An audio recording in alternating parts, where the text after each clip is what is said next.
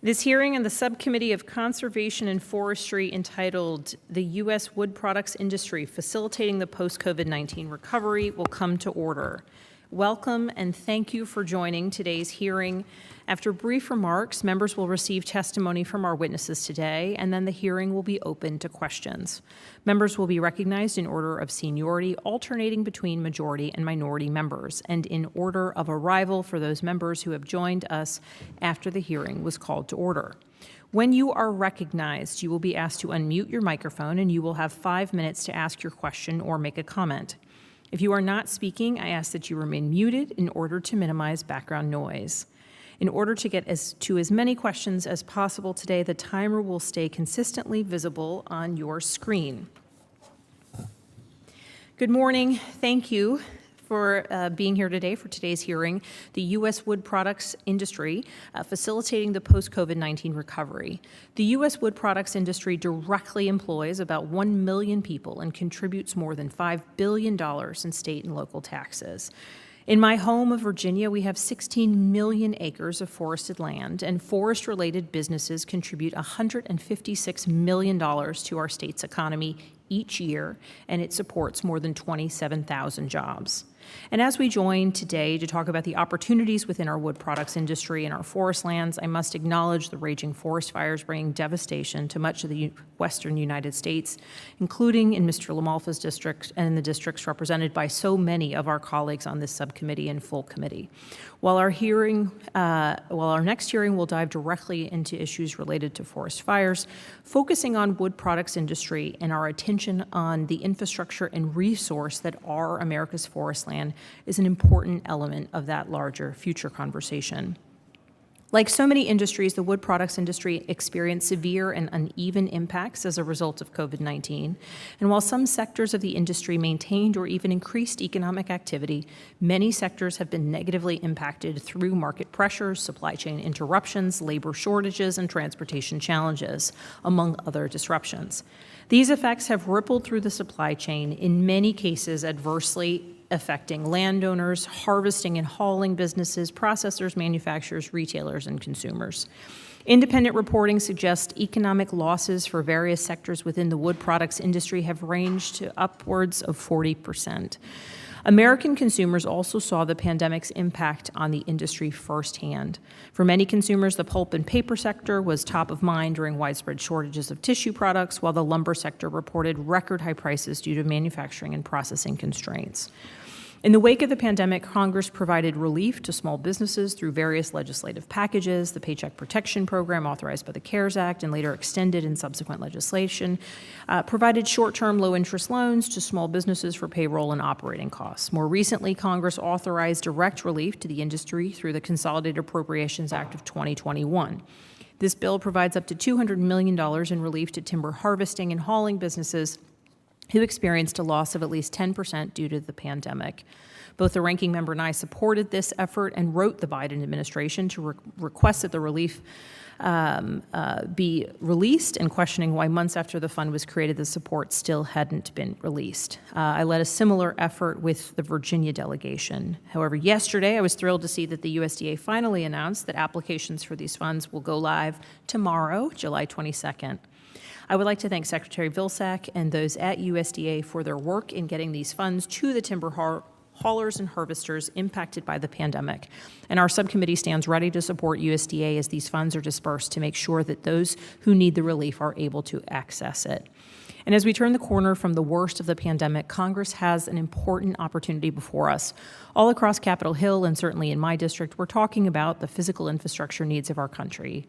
And as negotiations continue towards a potential bipartisan physical infrastructure bill, our opportunity is to ensure that we are putting resiliency, the next generation of climate-smart infrastructure, and importantly, our American forestry sector at the forefront of that conversation.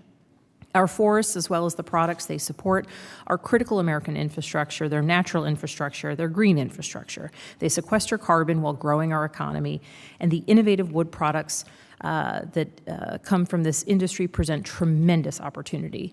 The use of nanocellulose-infused concrete and cross-laminated timber as examples present tremendous benefits and opportunities. They can reduce building weight, equal or exceed the strength of traditional concrete or steel beams, all while making use of an American domestic asset and all while reducing the embodied carbon footprint of our buildings, and all while expanding opportunities for rural communities and our efforts to build a more resilient supply chain here in the United States. I'm excited to hear from our witnesses about how Congress can support infrastructure policy that protects our forest lands, expands reforestation efforts, provides incentives for the use of these innovative technology, and leads us into the future. I'm also curious to hear from our witnesses today about their experiences and challenges as a result of the COVID-19, whether the short-term relief has been helpful, how temporary relief could have been better designed to weather the economic downturns. And while the worst of COVID-19 is hopefully behind us, being prepared for the possibility of future disruptions and future challenges is always a good effort to undertake. I hope we can explore more durable policy options to ensure the industry can thrive well into the future. I look forward to hearing from our witnesses today, and with that, I would like to recognize Ranking Member LaMalfa for any opening remarks he may have. Well, thank you, Madam Chairman. I appreciate your convening this hearing today, and also your work in partnership. I appreciate our ability to work on these issues together in a bipartisan way, in a productive way. So I thank you for that. So good morning. Indeed, from furniture to baseball bats and paper to lumber, our forests provide countless products and essential feedstocks for many American industries. Collectively, forest-related businesses support over 1 million direct jobs and 2.9 million indirect jobs nationwide, generating approximately $107 billion in GDP. These industries are economic engines that provide rural jobs and revenues to forest counties while also promoting important forest health. Active forest management encourages healthy forests and will decrease the threat and severity of wildfire by restoring forest stands to their natural conditions. In 1987, our federal forests saw more than 11 billion board feet harvested. Last year, only 3.2 billion board feet was harvested, almost 1/4 of what had been normal. This has led to more overstocking in our forests. The COVID pandemic did create immeasurable challenges for families and individuals, small businesses, and the economy nationwide. In countless ways and varying degrees, these difficulties were felt in forest communities and throughout the various industries within the forest products supply chain. Over the past year, there's been considerable attention on the lumber and housing industries, as lumber prices indeed have skyrocketed due to a dramatic and unexpected spike in demand. At its peak, lumber prices exceeded $1,600 per thousand board feet, an increase of 3 to 4 times the historical prices. While today's lumber prices are still somewhat elevated, it is important to note that they have moderated somewhat recently, as supply and demand have slowly begun to realign. However, as this normalization continues to occur, COVID-19 has highlighted some of the issues that exist in the forest products and lumber supply chains. Very importantly, such as a lack of sawmill capacity. We've seen so many sawmills drop out of the industry in the last 20 to 30 years, as well as an ongoing workforce and transportation needs. As we have today's discussion on these issues impacting forest products, we must also address the elephant in the room. I'm not sure it's really an elephant in the room these days because it's so obvious for everybody. We'll invite donkeys too. The massive wildfires that are burning across California and in the West, and really it is no joking matter. It's tens of thousands of new acres going up each day. I believe the haze we have over Washington, D.C. right now is rooted in fires coming from California and Oregon and sending that smoke across the whole continent. So I believe we must be also talking about timber harvesting and the need for more active management in our national forests, which it all goes hand in hand with the issue of wildfire and safety from it, as well as the supply chain we're talking about mostly here today. The wildfire crisis continues to wreak havoc on the West. We should focus on practical solutions that will address wildfire prevention, the declining health of our national forests, the overload of inventory in the forests. Just tour California for a little while and you'll see the urgent needs of millions of Americans who live in these areas. The West is still reeling from the 2020 fire year, which burned over 10 million acres of forest. And it appears that 2021 could be an even more difficult year, as we have already surpassed that number of fires and acres at the same point this time last year. Already 1 million acres have burned, and it looks like a very, very long season in front of us. God help us that maybe it doesn't have to be. We hope to have the Chief of the Forest Service and the Chief of NRCS testify for this subcommittee sometime this year. We also need hearings on the very thoughtful forestry bills that our members have put forward this Congress, which are designed to empower the Forest Service to better manage our forests and reduce wildfire. At its inception, the fundamental goal of our national forest system was active management of our national forests to provide the nation with a reliable source of timber and forest products, indeed, the multi-uses that they used to advertise. The Forest Service must return to this model. Our job in Congress is to provide them the authorities and resources to proactively address this crisis while also being able to fulfill all the other statutory mandates we've placed upon the agency. The forest products industry is an important partner with both the Forest Service and our rural communities. With the right tools and policies in place, we can encourage more effective forest management, healthy rural economies, and a vibrant forest products industry. I want to thank our witnesses for being with us today. We look forward to these testimonies, expertise, and your recommendations on how we can fix these important issues. I yield back, Madam Chairman. Thank you.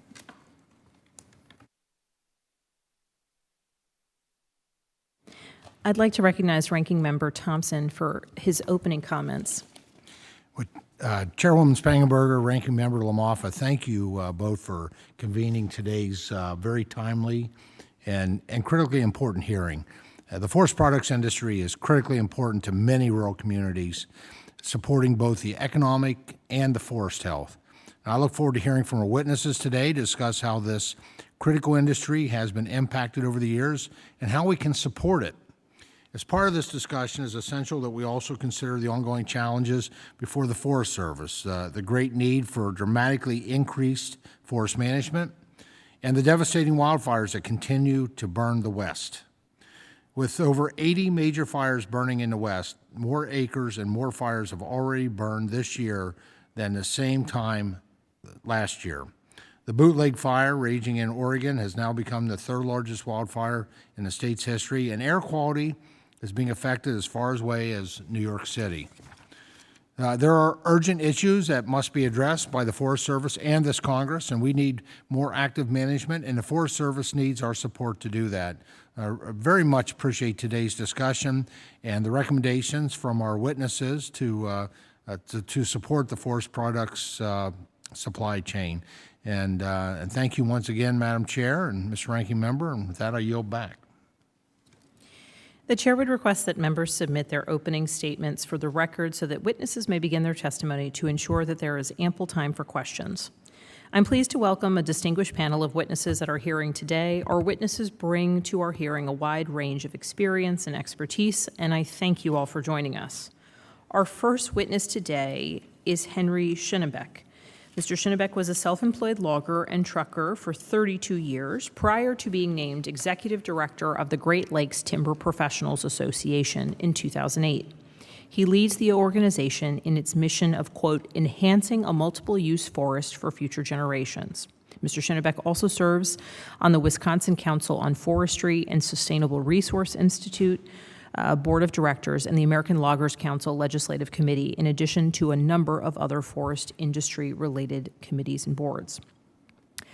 Our next witness today is Caroline Dossett. Ms. Dossett is a fourth-generation co-owner at Rex Lumber, a high-volume southern yellow pine sawmill in Graceville, Florida.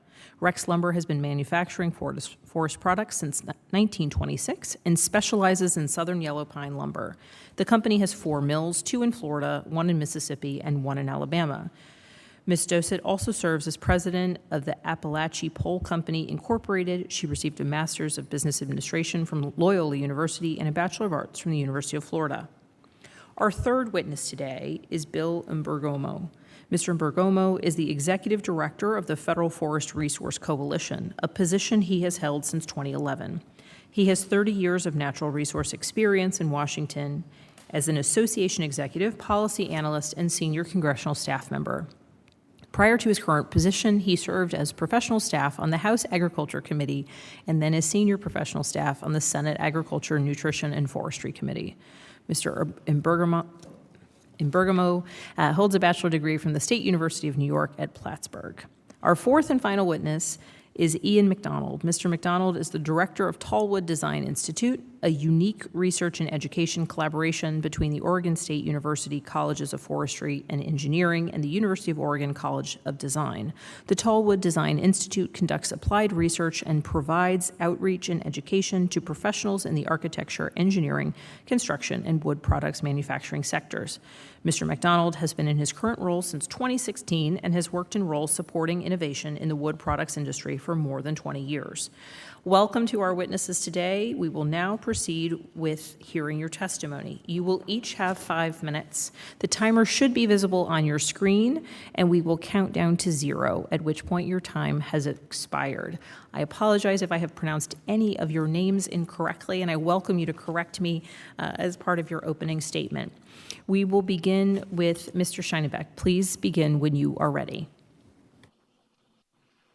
Good morning, Chairwoman Spanberger, Ranking Member Lamalfa, and distinguished subcommittee members. My name is Henry Schinebek, and I appear before you today representing the American Loggers Council based in Gilbert, Minnesota, as chair of the Government Relations Committee.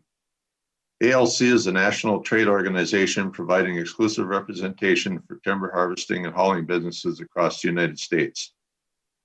I report today that the impact of COVID-19 is severe enough that for the first time in my lifelong history as a logger, timber harvesters and haulers found it necessary to ask the federal government for financial assistance. Except for toilet paper, tissue paper, face masks, paper gown products, the forest products manufacturing, including sawmill, building material manufacturers, and printing paper producers drastically curtailed or stopped production at the beginning of the pandemic. While we are thankful the federal government determined timber harvesting and hauling to be essential, it is understandable that with stay-at-home orders, product demand was unpredictable, which had an immediate negative impact on industry's ability to purchase raw material produced by timber harvesters. As the pandemic evolved, the appetite for homeowners to implement do-it-yourself projects increased sharply and demand for building materials skyrocketed.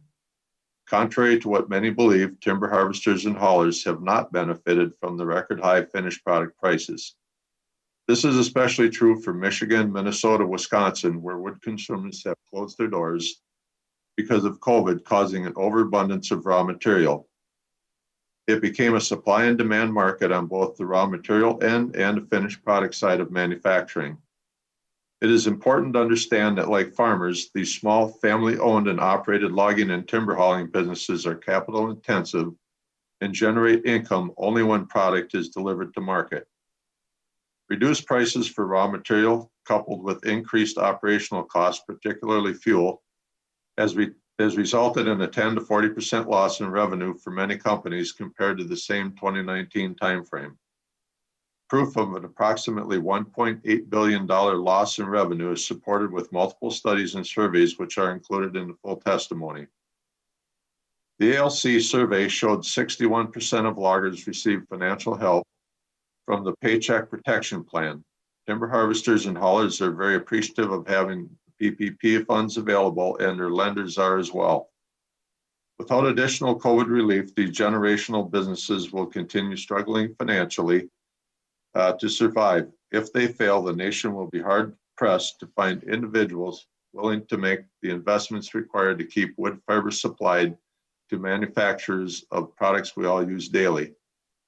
The Consolidated Appropriations Act allows the Department of Agriculture to provide up to $200 million in assistance for timber harvesting and hauling businesses. Through no fault of their own, the Farm Service Agency has no experience in dealing with timber harvesters and haulers. USDA and the Forest Service and FSA worked diligently to make these funds available, which happened yesterday, as was pointed out, and we greatly appreciate their efforts. In addition to clean air, healthy forests provide clean water, wildlife habitat, and generate billions of dollars worth of well-paying forest industry jobs in rural America. Healthy forest and healthy forest industry go hand in hand. One cannot effectively exist without the other. Post-pandemic economic recovery is challenged logistically by limited transportation capacity. The ALC continues advocating for safer, more efficient transportation with the introduction of the Safe Routes Act. This legislation will allow states to authorize truck weights on the federal interstate equal to state-approved local road weight limits. The timber industry grows and harvests trees just like other agricultural commodities. Recognizing the timber industry as agriculture would provide silviculture parity with agriculture. To maintain and improve America's forests for maximum social benefit, including climate change, sequestration of carbon, support of rural economies and recreation, sustainable forest management must continue to improve. Forest management is possible only with a secure professional logging workforce. In addition, recognizing new technologies like laminated and cross-laminated timber and biofuels industry will promote investment in facilities to use wood and produce new value-added products. These recommendations will have minimal fiscal impact and are simply policy and legislative changes to support climate change initiatives, reduce fossil fuel consumption, improve forest health, and contribute significantly to post-COVID-19 wood products industry recovery. With that, I'll end my testimony. Thank you very much, Mr. Schinebek, and certainly working frequently with the Virginia Loggers Association, as I do. Some of the comments you made I thought were particularly impactful. Certainly what we've heard on the ground relates back to the fact that with the rise in price in timber products, so many of our timber haulers and foresters did not see the benefit there. So thank you for making sure that that was a central part of your opening statement. Ms. Dozet, you are now recognized for 5 minutes. Chairwoman Spanberger, Ranking Member LaMalfa, and members of the committee, thank you for holding this hearing and for your continued work to support the forest products industry. I am Caroline Dozet, a fourth-generation owner of Rex Lumber, which operates 4 Southern Yellow Pine sawmills. I am also a member of the Southeastern Lumber Manufacturers Association, which represents mills, lumber treaters, and their suppliers throughout the Southeast. Additionally, I chair the Softwood Lumber Board. My family has been in the lumber industry since the early 1900s. Rex Lumber Company was founded by my great-grandfather, W.D. McRae, in 1926 in Graceville, Florida. Through years of hard work and dedication, our sawmills now employ more than 650 hardworking men and women, while on track to produce over 800 million board feet of lumber per year in 2022. In addition to lumber, we own a pole and piling manufacturer, land management company, and trucking operation. In total, we employ 715 individuals. We also own timberland in Florida, Georgia, and Alabama. Like the rest of the world, the pandemic and market volatility took us by surprise. Our mills were at maximum production before COVID. When the pandemic hit, we implemented strict safety protocols, and COVID infections within our company were not widespread. We were able to utilize the tax credits made available in the COVID relief package to offset the cost of providing for our employees and their families that were impacted by the virus. Our smaller trucking company, procurement, and pole companies were also able to participate in the PPP loan program. The lumber industry received essential status and the market rebounded quickly. Rex Lumber was able to produce 689 million board feet from June of 2020 to May of 2021, compared to 575 million board feet over the same period in the prior year. That's an increase in production of 20%. As a whole, the North American lumber industry increased production by 1.4 billion board feet last year. Most of this growth was in the South, where production increased 1.1 billion board feet, marking a 5% increase over 2019. With housing starts being depressed over the past decade, the pandemic ushered in skyrocketing demand for new homes, renovations, and DIY projects, outpacing production. Sawmills have continued to manufacture lumber as quickly as possible to meet demand. However, we are constrained by manufacturing infrastructure as 36 southern sawmills disappeared during the Great Recession. In fact, production of southern pine did not return to the previous peak of 19 billion board feet in 2005 until 2019. Construction of new mills is impeded by the availability of sawmill machinery, and while we understand the importance of protecting air and water quality, the permitting process can be lengthy. For example, the Rex Lumber Mill in Troy, Alabama, which employs 175 people, broke ground in 2018 and will not meet our full production target of 300 million board feet annually until next year. Throughout the South, projects currently underway are expected to increase production more than 2 billion board feet over the next 2 to 3 years. This will increase the supply of lumber in the long term while creating more markets for timberland owners. Short term, our primary constraints are workforce and transportation shortages. While residential construction has been and will continue to be a major portion of our customer base, the industry is looking for ways to diversify our markets to lessen the impact on sawmill infrastructure when the next recession hits. Specifically, we are working to increase the use of mass timber for non-residential and larger multifamily housing construction projects. In addition to diversifying the domestic lumber market, utilizing more wood through mass timber also locks up carbon in the built environment. This expands markets for landowners that produce trees for the benefit of society and the environment, but most importantly, creates and sustains good-paying jobs in our rural communities. The government can encourage increased utilization of wood products by supporting the U.S. Forest Products Lab to continue valuable research for current and new wood products. Additionally, increased utilization in government projects such as those managed by the General Services Administration and the Department of Defense not only expands mass timber markets directly, but also enhances awareness and acceptance of these innovative pro-environment products in the commercial markets. In conclusion, while volatility within the markets continues to be difficult for lumber producers and consumers, sawmills remain drivers in rural economies while providing opportunities to meet society's demand for reduced carbon emissions. Thank you for your time, and I look forward to taking your questions. Thank you so very much, Ms. Dozette, for your opening testimony. And Mr. Embergomo, please begin whenever you are ready. And welcome back to the Agriculture Committee. Thank you, Chairwoman Spanberger. Happy to be here. And Ranking Member LaMalfa and Chairwoman Spanberger, thanks for the opportunity to speak to you today about the public lands timber industry and our experience in the pandemic and as the economy has continued to recover.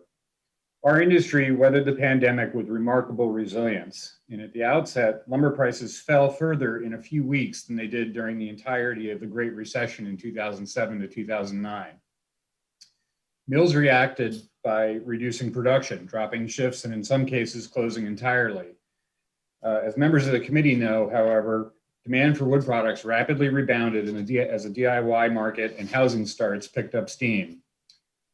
Prices climbed to record highs in early May of this year, but since then, lumber prices are down more than 65%, proving that the laws of supply and demand remain very much in effect. I want to be clear, the Forest Service is to be commended for their efforts to continue delivering timber sales during 2020. They took steps to quickly provide contract extensions and other flexibility when the market collapsed, and then delivered a 3.2 billion board foot timber sale program during the pandemic and a historically bad fire year. While this is amongst the highest levels sold in over 2 decades, this still represents less than half the allowable sale quantity identified in current forest plans. As the market for solid wood products has remained strong, however, the Forest Service timber sale program has not kept pace. At the end of the second quarter of this fiscal year, timber sales from the National Forest were down 19% compared to the same quarter last year.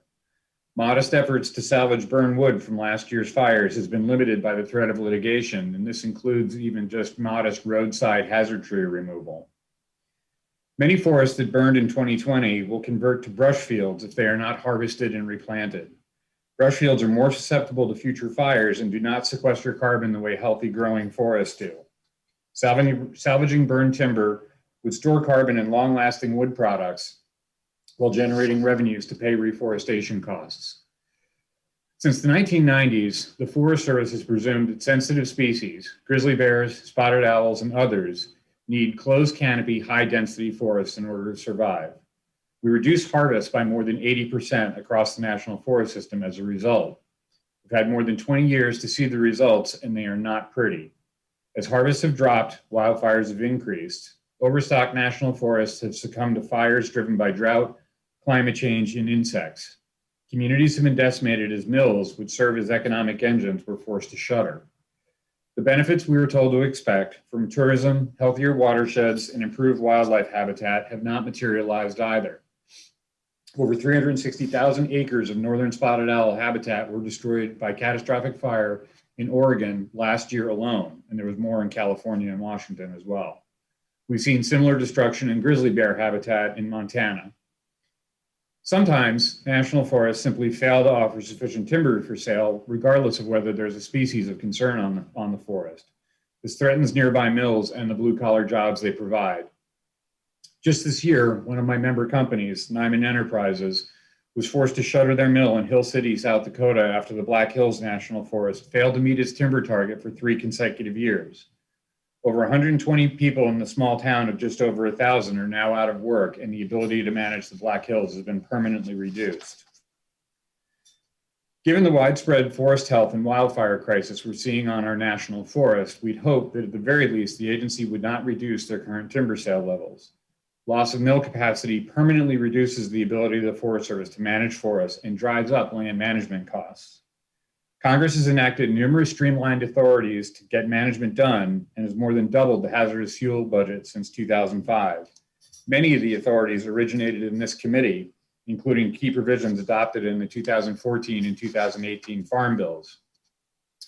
We urge Congress to treat our national forests as critical green infrastructure and invest further increases in management, focusing on mechanical thinning and harvest, as well as cooperative approaches like Good Neighbor Authority.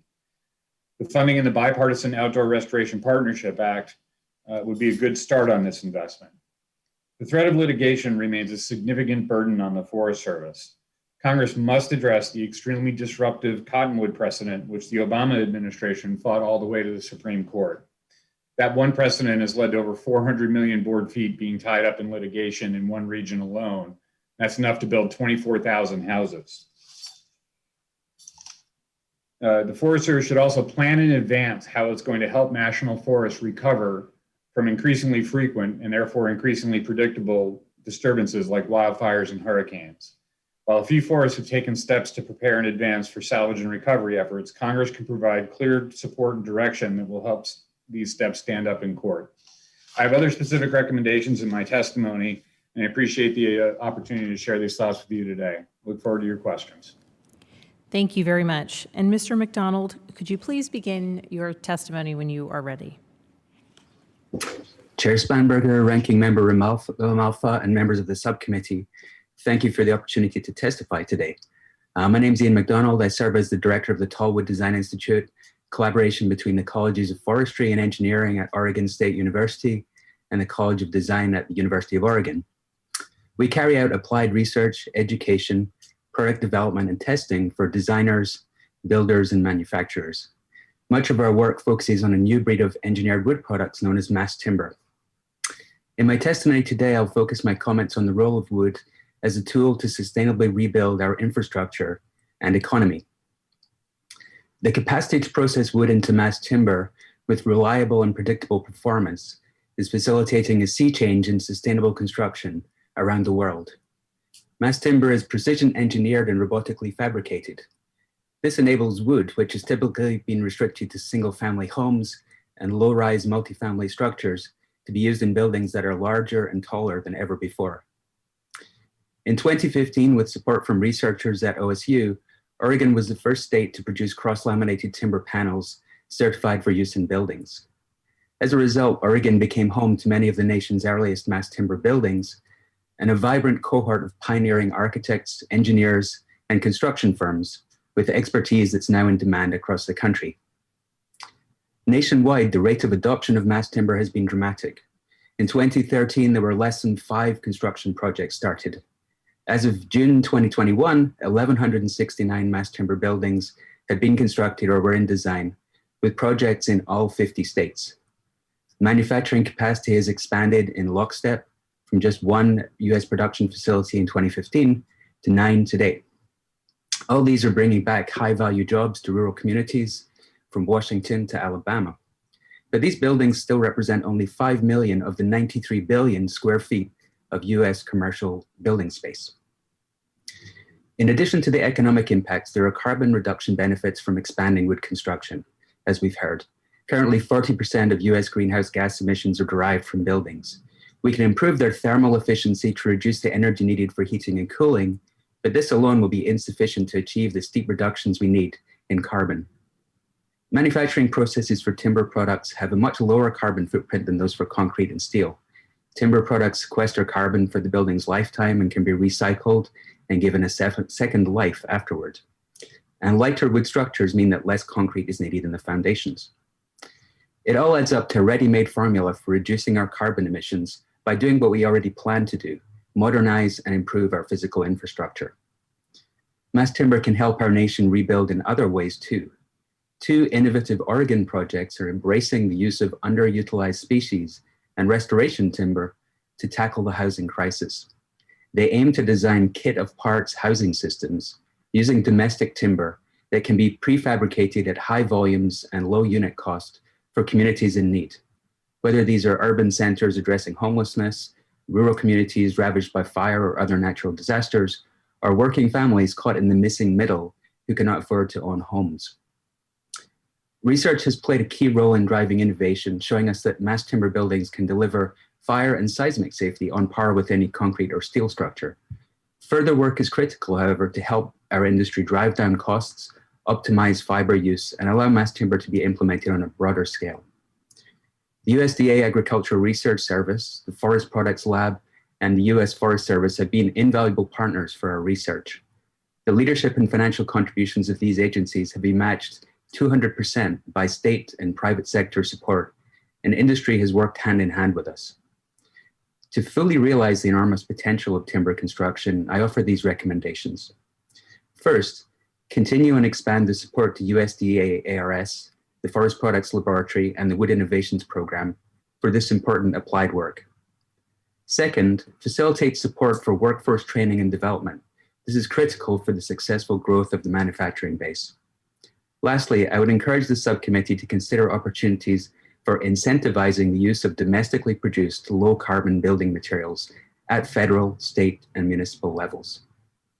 In closing, thank you for the opportunity to testify today, and I would welcome the opportunity to answer any questions.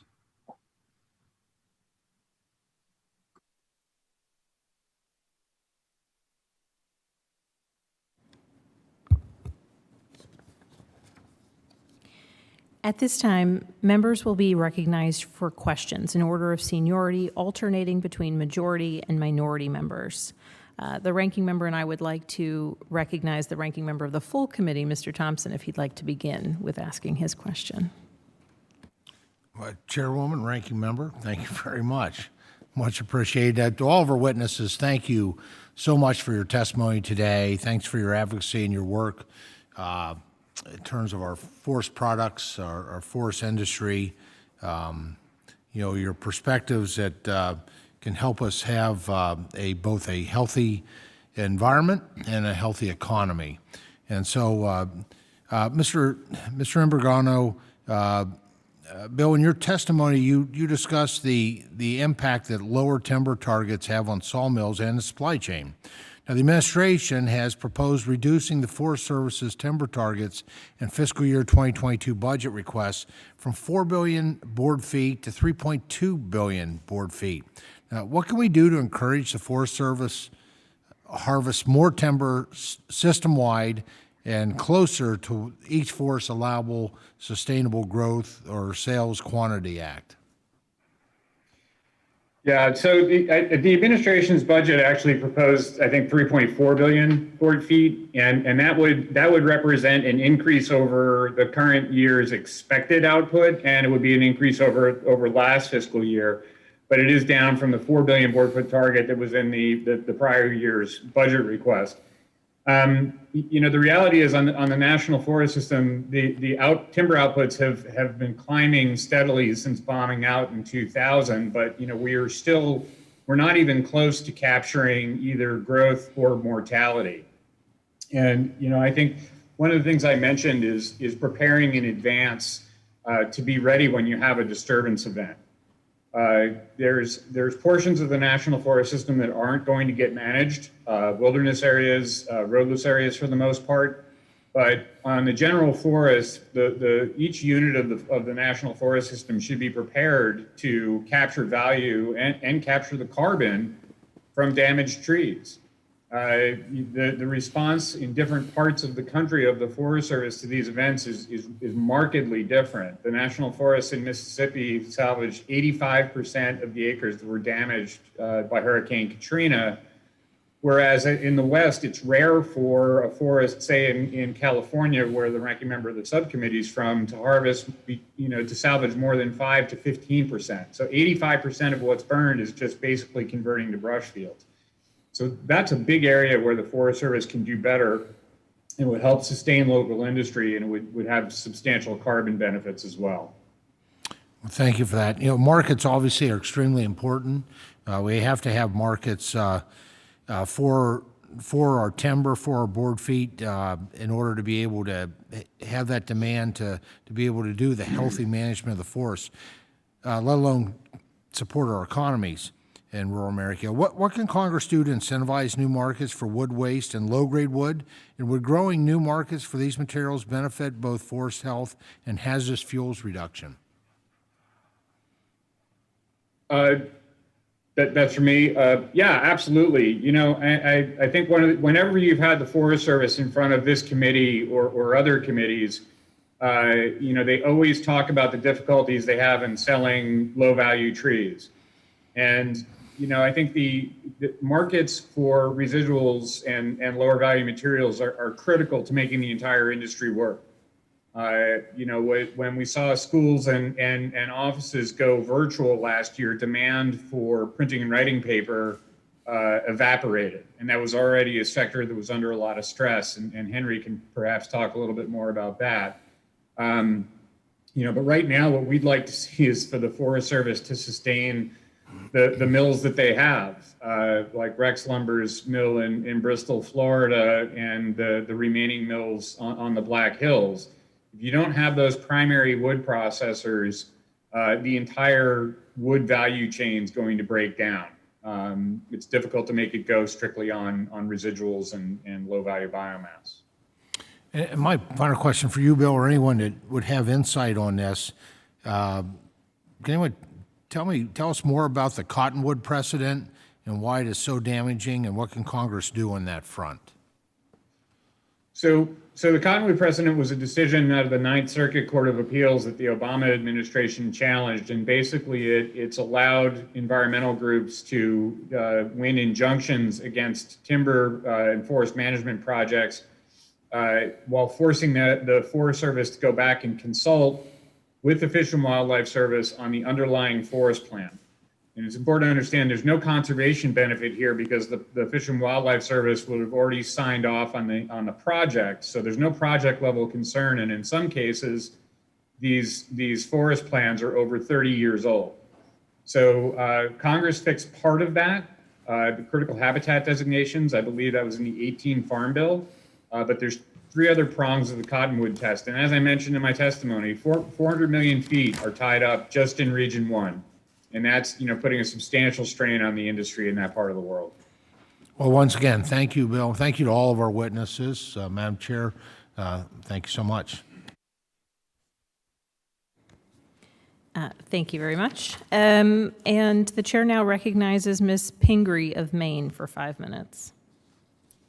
Thank you very much, Madam Chair. I really appreciate you holding this hearing. Thank you to all the witnesses. All of you really have provided excellent insights into some of the challenges that we're facing from the Forest Service to our private industry. Representing the state of Maine, we're the most forested state in the nation. We don't have a lot of Forest Service land, but we face some of the same challenges that I heard from Minnesota and some of the Midwestern states, closure of our paper mills, all the things you talk about, trucking, labor, they're all issues for us as well. I want to ask my first question to Mrs. Doset. Thanks for telling us a little bit more about the ups and downs of your lumber mill. I'm sure this has been a really challenging couple of years with the loss of demand and then huge interest in it. And really appreciate the expansion that you're making and the jobs you provide in your area. You talked a little bit about the Forest Service Wood Innovations Grant Program in helping the industry to diversify and look into the future. I'm really interested in the innovation side, and I also chair the Interior Appropriations Committee, so we're trying to increase the funding there. But I'm working on a new bill to expand and make some improvements to that program and other Forest Service programs. Could you talk a little bit more about how in your industry they have helped or how they could be changed to benefit you? I think any supportive research, research is wonderful, but those end markets being viable are very important. There's a lot out there, and we'd love some of it to get to fruition. We personally have looked into biochar as something, especially we've been impacted by Hurricane Michael, but we're not finding the markets there to support the investment, and so. And the research is critical, it's very important, but getting to that end user to where there's an industry that can be supported has to be That's great. available. Yeah, thank you for saying that. And I think you're right. It's one thing to have the research, but we also have to figure out how to make sure there's a market there so it's economically viable, and that's really important. And we're hoping to add a biochar facility in Maine, so we're huge fans of that as well, but you're right, there's some challenges. Mr. McDonald, thank you for the work that you're doing and your really interesting testimony. We're sorry you're on the West Coast instead of the East Coast, but we have some great research going on in Maine as well. And you talked a little bit about the climate benefits of materials like mass timber, which is something we're really interested in exploring more in terms of the infrastructure investments that Congress is making. In Maine, we're working on some of those things as well, and including wood fiber insulation product, which we think also expands those markets. And we hope you include in some of your prototype products. But can you talk more about any thinking that you've done about how we could get the GSA or the Department of Defense or other sections of the federal government to kind of use our purchasing power to increase and better utilize these products? Thank you for the question, Congresswoman.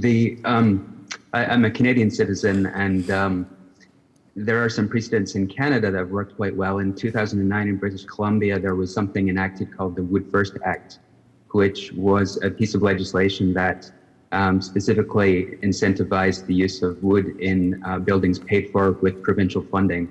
That catalyzed a lot of the early interest in mass timber. In fact, British Columbia was, I think, the first place in North America that really got going with this.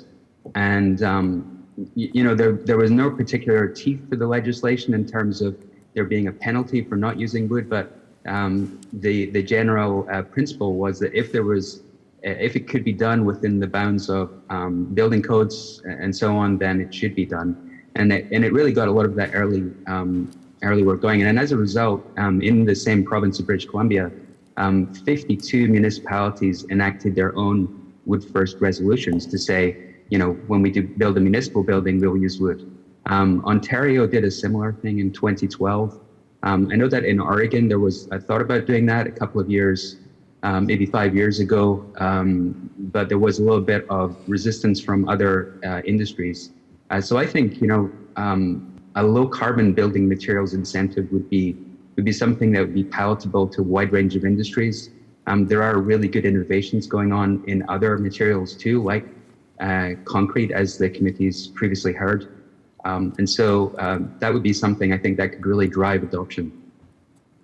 Great, that's a wonderful suggestion, and I will look more into that because I think, as I think you might have suggested in your testimony, it's something we should use federal, state, and local governments to really encourage this. And it's kind of a crying shame if in states like Maine or Oregon, we don't have a wood first ordinance in our communities, because that's a great way to support it. I'm out of time. Thank you, Madam Chair. I yield back the time I don't have. The chair now recognizes Ranking Member LaMalfa for 5 minutes. Thank you again. Let me turn to Mr. Schinebek for a moment here. We of course, are seeing the issues for the last year of trying to get the product from the woods to the shelf. What can we think about in terms of a pandemic situation like we currently are trying to come out of, or one that may happen in the future? And just as a practical matter, I got frustration out there on the front line with people saying, you know, we're outside, we're out in the woods, we're not in large groups of people, yet there is really hesitancy to be able to do that work in a spread out situation of, you know, on whether it was federal forest lands or even somewhat in the private sector too. What do you think we could do to improve protocols to allow people to do more outside work and not have such tight constrictions on such as COVID and not, you know, basically people having to stay home? I think it was really good to see that Homeland Security did recognize the timber haulers and harvesters as being essential workers. That was good, you know, because most of our folks do work in machines by themselves. They don't, you know, and a lot of the larger logging companies, they did do different protocol. They didn't put a whole group of 4 people in one vehicle and send them out to the woods. They, you know, some of them did different things. They might have paid gas stipends and stuff for them to take their own vehicles and separate them. From that regard, probably one of the bigger issues that we ran into was really having access to agency folks when the stay-at-home orders took place. So, you know, a timber sale goes on and you want to close the timber sale out. It was difficult from time to time to get a hold of somebody to actually close the timber sale out. There's certain requirements that are needed. You know, you have to have your roads cleaned up. You have to have different things done, and to get that approval to close that out, you know, I think that's really an improvement that could be made, is having access, better access.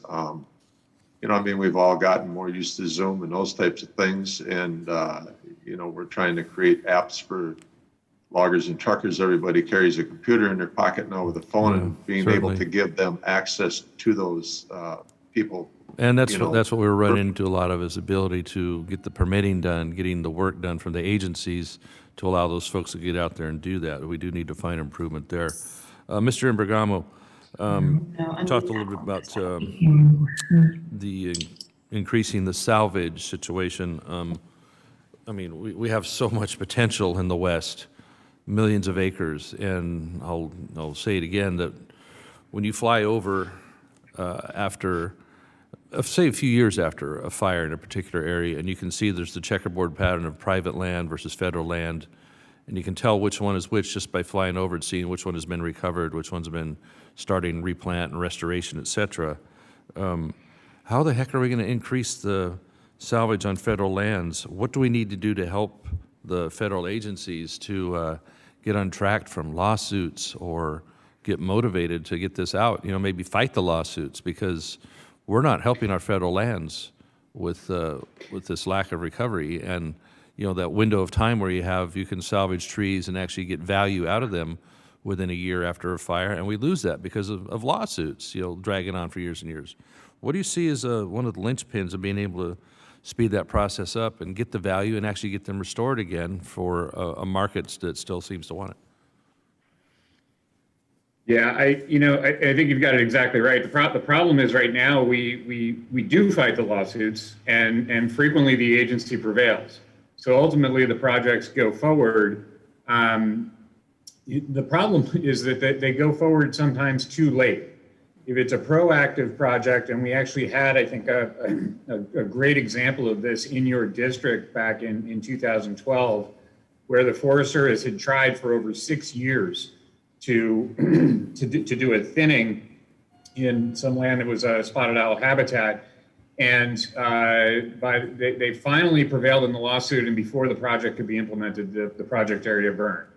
That was not good for the owls. I think that fire burned 20 or so spotted owl nesting areas. And then on the salvage side, as you said, if we don't move fast enough, you lose value fairly quickly, much more quickly in the eastern U.S. than in the West.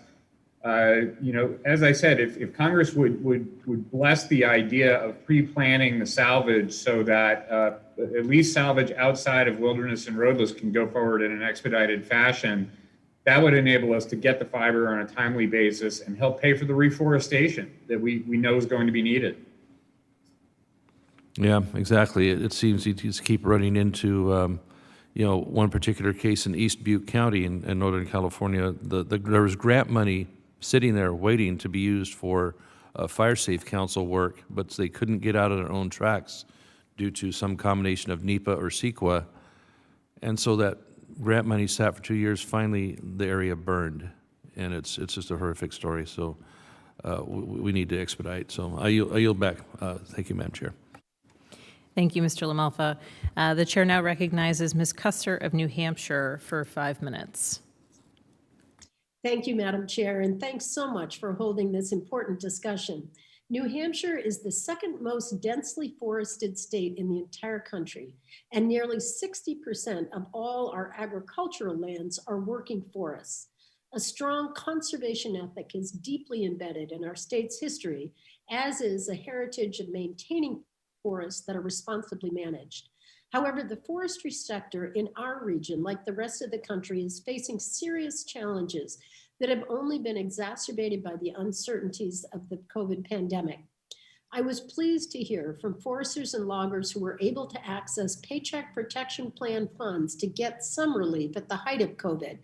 And I was also proud to help champion $200 million in direct relief for those businesses that was signed into law in December and rolled out by the USDA just this week. I've heard from timber stakeholders in my district that this assistance is vital and cannot come soon enough. And while I'm glad we were able to work in a bipartisan way to help this industry, we must not lose sight of the long-term issues that still need to be addressed. For New Hampshire, the future of forest products has a direct correlation to the future of our rural economies and our iconic wild places. With land prices climbing rapidly and residential development increasing, the survival of our small family-owned forests depends upon having strong markets for their wood products. As New England's paper mills have largely closed over the past couple decades, it's imperative to help connect foresters with new market opportunities. So I'm excited about the tremendous progress being made to incorporate mass timber and wood products into tall building construction and other infrastructure, including, I might add, in a new building, addition to a building in the Navy Yard in our neighborhood here in DC. I've also been proud to champion legislation that provides incentives to help transition families and businesses away from fossil fuels and toward modern wood boilers and heating systems. The forest products industry desperately needs new markets like this for low-grade wood that could otherwise accumulate on the forest floor and accelerate fires. And these are just a few of the avenues that should be pursued in order to maintain and grow a healthy market for wood products. Congress can play a role in fostering this progress. Now, Mr. Schinebek, your testimony highlighted just how severe an impact the pandemic has had on the financial health of many businesses in the timber industry. Could you elaborate on why high demand and prices for products like lumber did not trickle down the supply chain to small business harvesters and haulers? Sure, I'd be happy to answer that question. So it really becomes a supply and demand thing. So when you look at, I would say, especially in Wisconsin, Minnesota, Michigan, we had 3 pulp and paper mills close, and they bought a substantial amount of wood. They bought, roughly 25% of the pulpwood that was harvested in this region. And when that closes, we have a lot of loggers that are out there that are, they have a lot of equipment and stuff, and they produce a lot of wood. So when you lose that market, you have a supply and demand issue. I mean, it only makes sense if I'm going to purchase for a mill and there's just way overproduction out there, I'm not going to pay as much for that. And then on the other hand, when we saw a lot of the markets kind of curtail a little bit from purchasing because they had no idea what the pandemic was going to bring, with stay-at-home orders, they basically stopped production, and these mills actually closed their production, and those markets no longer existed. But then for building material, all of a sudden it just took off. I'm not sure we knew we had that many do-it-yourselfers at home. Yeah, it certainly, my husband's done a lot of projects and the price goes up every week when we go back to the lumber yard. Mr. McDonald, the work that you and your colleagues are doing at the Tall Wood Design Institute is very exciting. And I'm interested in the workforce development components necessary to support mass timber and tall and intricate building construction. How long will it take to complete the certificate program you're rolling out in Oregon? And do you think this could be a model that could inspire similar programs in community colleges and schools across the country? Thank you, Congresswoman, for the question. Yes, the work will be completed largely over the next 12 months. We're rolling out a combination of e-learning and blended learning to kind of maximize the access to manufacturers in remote communities. A lot of the work that we're doing is focusing on the digital skills that are missing. If you're a lumber manufacturing company and you start to manufacture something like mass timber, you're designing for a customized product instead of selling in high volume and low complexity. You're selling a customized building component for a specific place in a specific building. So a lot of the skills gaps are in things like computer-aided design, computer numerical control, fabrication, and that kind of thing. So we do feel it's important to partner with community colleges to really, as they say, maximize the access of those programs in all of the communities where they're needed. Great, thank you so much. My time is well over. I yield back. The chair now recognizes Mr. Desjardins from Tennessee for 5 minutes. Thank you, Madam Chair. I'd like to pick up where we left off a little bit on lumber prices. What I'm hearing back home from people is, they were going to build a house, they started building a house, and now the costs have gone up exponentially. And Mr. Schinebek, you touched on this in your opening testimony. I guess the question is, these prices are high, the producers are not getting paid more, the haulers are not getting paid more. They did get some relief from PPP, and that's good. The big box lumber stores, are charging these high prices. The question I guess I would have is who's getting rich off these high lumber prices? Well, sorry. Being a lumber producer, we are a commodity, and the prices of lumber go up and down. I will tell you, our highest average price, weekly average price, was $1,200. We are now, I am seeing $350 to $450 average price. So it has corrected, and I believe we submitted a chart showing kind of lumber prices over the last 5 or so years, and you can see the anomaly that happened in 2020 and 2021 due to the demand created by the pandemic. So demand just outpaced supply, and the prices went up in response. But somebody was making some money somewhere, whether it's Georgia Pacific, Sierra Pacific, these companies, their stock has gone up. We saw a similar phenomenon in the beef industry. The producers couldn't sell their cattle. The packers were shut down due to COVID, but the prices we're paying in the grocery store are high. People are asking, who's making money? Is it the grocery stores? Is it the big producers? Somewhere in both these industries, it seems like down the chain, people were getting paid by the taxpayer COVID relief, but somebody is making money somewhere. And I don't believe it's the producers. I don't believe it's the haulers, but I do think there's big companies in there that, almost seems to be like price gouging we see sometimes with gasoline. Do any of you feel that that's the case? It's a commodity market. It goes up and it goes down. So that we've lived with this. I've been in this industry for 23 years. In 2009, I was selling lumber for under $200 per thousand and losing money every day. So it's a supply and demand industry. Our country's not real used to commodity markets and the volatility they can create. But what happened was just extreme demand. Also due to depressed housing, we lost so many mills through the Great Recession, and then housing starts have been depressed for over 10 years. So we just had an undersupply of housing on top of this. So Okay, I think they're projecting though it's going to take 2 or 3 years to normalize. You say they've already come down tremendously, but a lot of prognosticators are disagreeing with that. But let me move on. And this one, I guess, is for anyone who wants to answer it. We've heard some talk recently of potential changes to inheritance tax, including a recent proposal from the administration discussing the possibility of eliminating the step up in basis that allows families to leave certain assets to their heirs and reduces their capital gains liability. Would anyone here be able to discuss what this would look like for the timber industry? I can tell you what it would look like for a family business. We're fourth generation, and I am actively trying to get this business into the fifth generation, but it takes planning on day one. The minute you have a child, you have to start planning and start gifting, because we're not cash rich. We're not a cash rich industry. We are an equipment rich industry. We have to invest a lot of money into our businesses.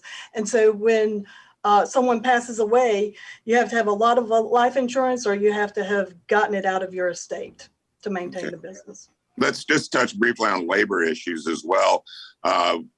Most industries, restaurants, service industries, cannot get people back to work. There's 9 million available jobs out there. How is this impacting this industry in terms of being able to get people who were laid off due to COVID back on the job? Well, in the states we operate in, the unemployment assistance has ended. I think the last, Florida ended it at the end of June, and Alabama and Mississippi were a little bit earlier. We're starting to see people come back into the market looking for jobs. It was very tough through the last few months getting employees into the workforce. With the reduction of that, we are seeing more people come into the work. So the take home there is that if we end these additional benefits that we've been seeing around the country, then we're going to see people go back into the workforce. But as long as states continue to provide the extra $300 per week, we're going to continue to have the problem. And Madam Chair, I went over too. I'm sorry. I yield back. Thank you, Mr. Desjardins. And the chair now recognizes Mr. O'Halloran for 5 minutes. Thank you, Madam Chair and Ranking Member, for putting on today's hearing. The COVID-19 pandemic placed unique challenges. I remember a number of fires talking to Forest Service people also, and when they were fighting fires and the challenge that was presented to them. And as we've heard today, will help us better understand the lasting effects and the identity opportunities for future economic growth. My district includes all or part of 6 national forests, in addition to the Grand Canyon. We are loaded with pinyon pine. This is the largest pinyon pine forest in the world. And it's the wood products industry in my district plays a key role in forest health and wildfire risk. In cooperation with the Forest Restoration Initiative, Forestry, the role of low-value, small-diameter ponderosa pine remains a major issue in the success of Forestry and the establishment of a sustainable restoration economy. At one time this year, in my district, we had 14 fires going at one time, none of them over 10,000 acre feet, or 10,000 acres. I remain hopeful that we can develop an efficient and sustainable uses for these products to reduce the fire risk in Arizona's forests. Careful forest management is critical to ensuring the safety and stability of the region and the wood products industry in Arizona. Mr. McDonald, you mentioned ways in which mass timber innovations play a role in helping with other key challenges, such as wildfires and the need for new products to reduce costs for thinning, a critical element, and reducing fuel loads in western states like Arizona. Can you describe the challenges and the opportunities for creating mass timber products and using underutilized species like ponderosa pine? Thank you, Congressman, for the question. We are doing a lot of work on ponderosa pine specifically, and what we've found is that the technical characteristics of the material are such that there's no significant barrier to their use in mass timber products. In some cases, for example, they might be used in the middle layers of a cross-laminated timber panel with stronger material on the outside, but really the strength characteristics are not as good as something like Douglas fir. But there are applications in buildings that have lower loading requirements, for example, or that kind of thing. So more of the challenge right now, I think, looking forward, is working out the logistical, the business case, the economics of the supply chain and logistics. How do you get that restoration fiber to a sawmill that can process it? It's set up to work with sometimes small diameter timber, and then to a mass timber processing facility in a way that is commercially viable. For sure, any markets we can create for this product will help to offset the cost of restoration work, which is really critical to reducing fire risk. But I think the business case, looking at logistics and transportation, is the problem that we have to work on next. Thank you. And is there more targeted support we can provide, we, the government, or others, in the area to make a better impact? Yeah, the Wood Innovations Program and programs like that have been very, very useful to a large range of projects, not just research, but pilot projects. There's a great example in John Day, Oregon, of the community working hand in hand with a sawmill that was experiencing basically they ran out of fiber, traditional fiber, and the community worked with them. Environmentalists worked with them and came to an understanding that it's better to use this wood to thin the forest, to save the forest basically and protect it, than to try to oppose the use of it. And so it resulted in the sawmill being able to remain open and continue to employ people in the community, and for this restoration work to happen in a commercially viable way. So I think the continuation and continued funding for the Wood Innovations Program would be very, very useful for that kind of thing. If there are ways to provide tax incentives to those kinds of projects where you're retooling, for example, a dormant sawmill, trying to bring it back online to We'll have to talk about it later. We're over our time. Madam Chair, I do want to say that I would hope the Forest Service starts to use the 20-year contracts that we've allowed them to use now for a couple of years. They seem to be going slow at that, getting that up to this speed, and it's critical that this be part of the process, and I yield. Thank you, Mr. O'Halloran. The chair now recognizes Mr. Allen for 5 minutes. Thank you, Chairwoman Spanberger, and for having this hearing today. Although I tell you, we've been getting an earful from our timber industry and our home builders for quite some time, and I wish we could have gotten together earlier. But we're here, and thank you for doing this. For the last half year, we've been dealing with these challenges facing our timber industry. And of course, COVID-19 gets blamed most of the time for it. The most critical issues the timber industry tells me they're facing right now are lack of labor, shipping costs combined with lack of truck drivers, low prices for uncut timber, and insufficient domestic milling capacity, and the inflation that is caused by this insufficient milling capacity. We do know, and I had noted, I think, in previous hearings as much as 2 to 3 years ago, that we're seeing a lot of consolidation in our milling industry, particularly from non-U.S. companies, and that was a concern. And so, Mr. Schinebek, in your testimony, you highlighted the slim profit margin that timber harvesters and haulers receive. Obviously, y'all feed the milling facilities, and why haven't we investigated, why on the stump prices are depressed, and then when you get to the mill, you get these inflated prices? do you not have safeguards in your industry to deal with something like that, or does the government have to get involved? Well, typically, I guess I would say a lot of that gets into antitrust violations. If we'd be looking at that as a collective industry, it typically depends on supply and demand. And, being a logger myself for 32 years, I went through a lot of those challenges where, I'd buy a timber sale. I knew exactly what my costs were. It's a little bit different in our industry. It's not like going to Walmart, you pay whatever price is on the product, right? You don't go up to the cash register and say, well, I don't think this is really worth that much money, so I'm only going to pay you $10 for this pair of shoes instead of, the 15 that you're asking. So we know what our costs are. We know exactly what they are. Most of our folks are very good businessmen.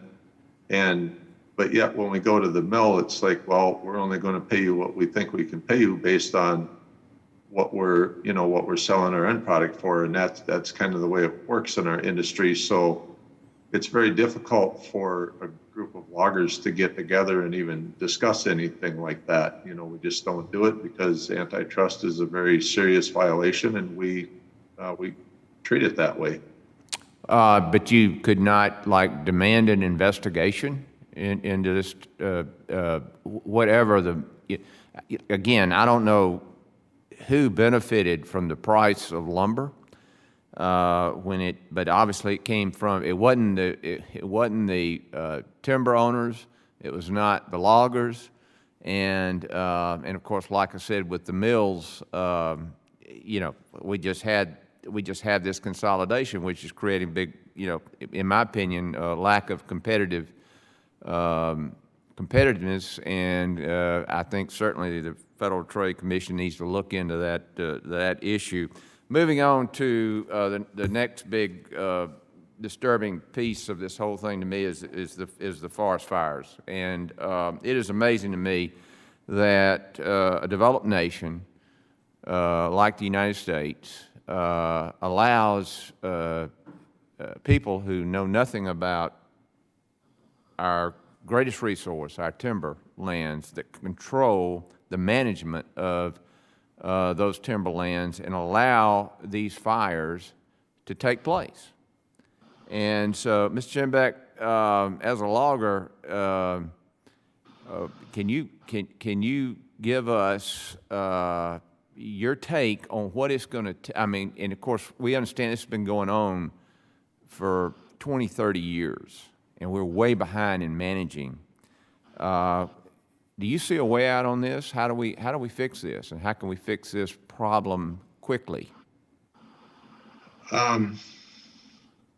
Well, one thing I think we need to do is support the industry that we have, and also make sure that everybody's got affordable raw material. I personally, I don't see any good reason why we should be importing a lot of the lumber products and stuff that we are when we're growing it right here in this country. We just don't have access to it a lot of times, and it needs to be affordable because we do compete globally anymore. We don't, and we have other industries that we could be supporting, biofuel industry. I was recently through central United States and saw, hundreds of windmill towers. I'd rather see a growing forest there that's being harvested sustainably and having that go into energy production in biofuels or wood pellets or whatever they are. But the biomass industry just hasn't taken off because there's a lot of subsidies for other types of energy that are out there. And that industry is not included in that. Okay. But I think if we really support a good manufacturing base, that we will be able to, we got to have a place to go with the wood. We're growing it. We harvest it. I'm sorry, but I'm out of time, and the chairwoman is looking at me, so and I better yield back here. But thank you. I think you're right on, and thank you for your input, and thank you, Chairwoman, for this hearing. Thank you very much, Mr. Allen. And I am far more comfortable tapping the gavel at my colleagues who should be looking at that timer than I am at at our guests. So, but I was giving Mr. Allen an eye. Thank you very much for that very good answer to the question, Mr. Schinebek. The chair now recognizes Mr. Panetta for 5 minutes. Great. Thank you, Madam Chair. Appreciate this opportunity, and obviously my friend Ranking Member LaMalfa as well. Mr. Schinebek, let me follow up on that question real quick that my friend from Georgia asked in regards to not necessarily suppression of wildfires, which we're doing, unfortunately, plenty of. Not just this year, but a few years back, we've been doing that, especially out on the West Coast where I come from, there in California. What about, I got to say, what about forest management? But obviously, level-headed, reasonable forest management in which we can reduce the potential for wildfires. Things like including removing dead and dying trees, using controlled burns to reduce fuel and larger fires, and removing invasive and non-native species to create habitat that's better suited for wildlife and native species. What about if we did something where if we had, reforestation projects that, would be for at least 100,000 acres? What if we did something like my Wildfire Emergency Act that authorizes $250 million to do something like this? Mr. Schinebek, do you think projects of this nature and scope that big are needed to restore our forests that face the threats of climate change and the effects of climate change that we're seeing right now, even out here in Washington, D.C., with the haze that we're seeing from the smoke of the wildfires that are out west? Yeah, I think that would be very helpful. I think it's a helpful tool, number one, for the agencies to be go in and do their EISs and their NEPA documents based on those larger acreages and kind of being a bit more inclusive on that. And then breaking those down into smaller, affordable timber sales that loggers and companies can afford to buy.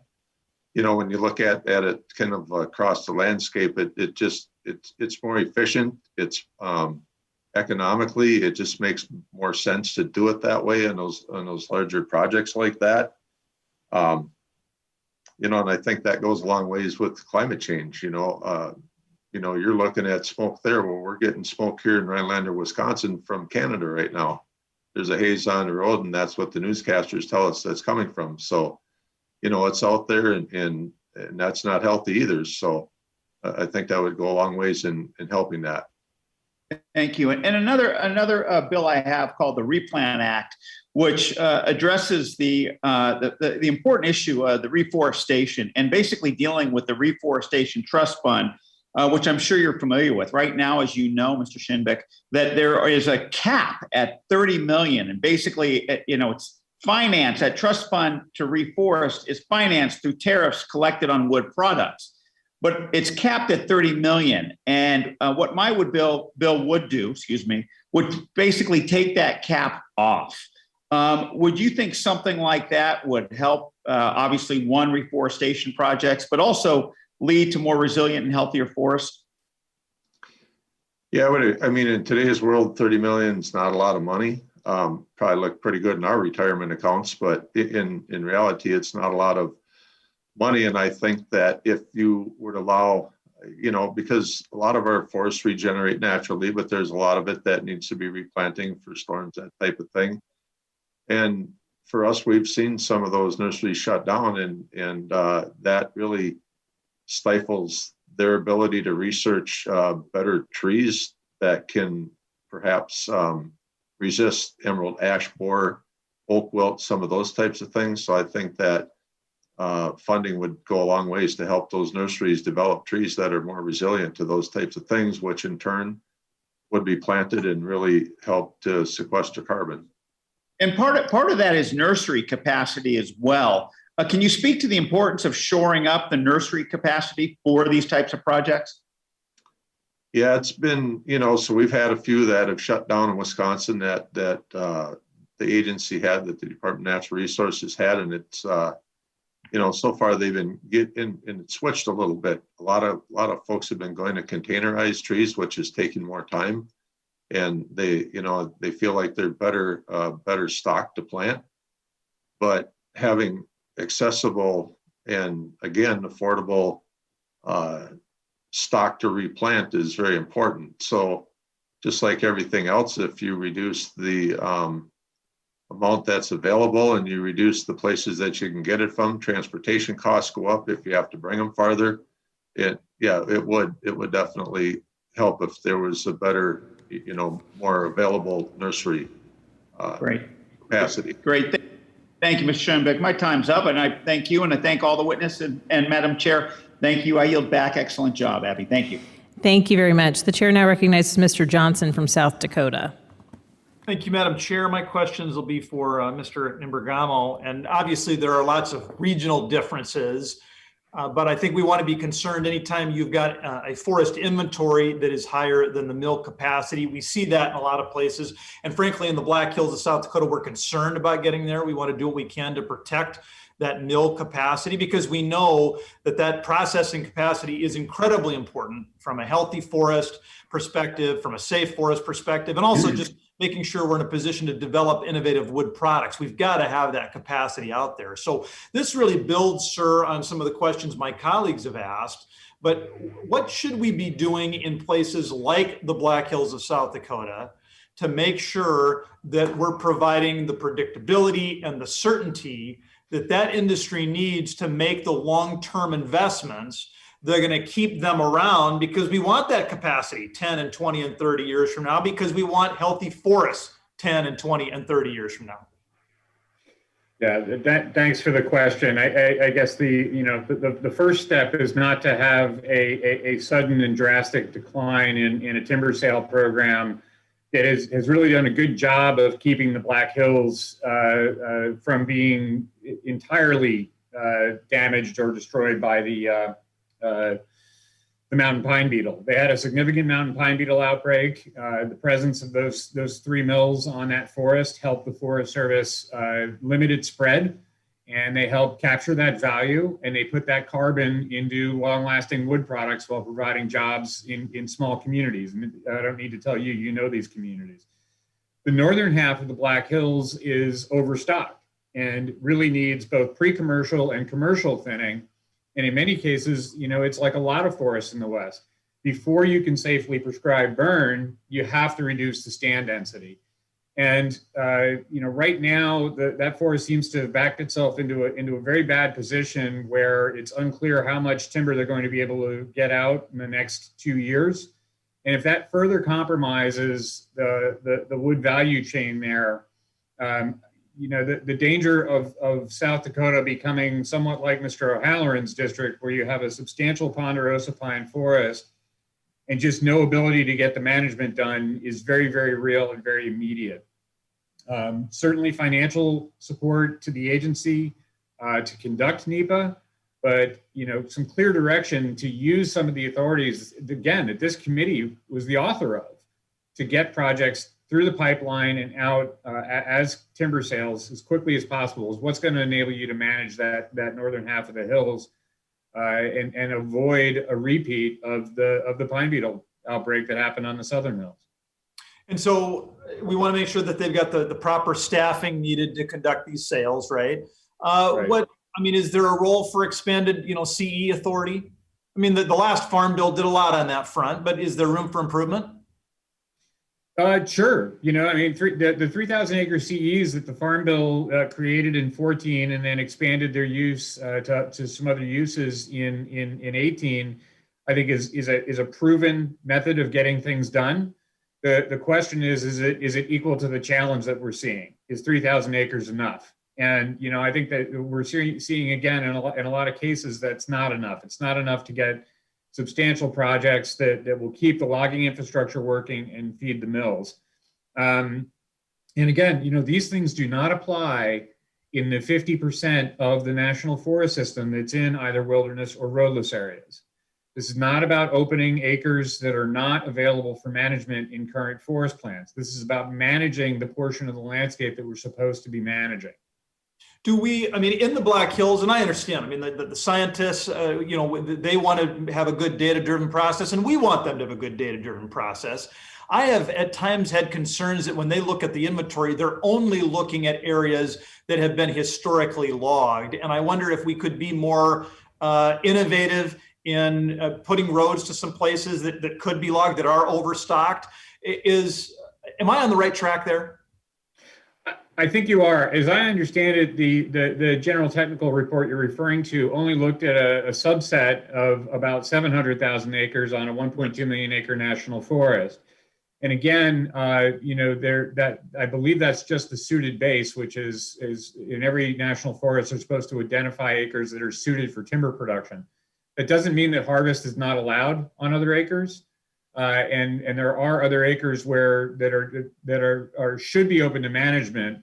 My understanding is the Hills is one of the best roaded forests, has a very extensive road network.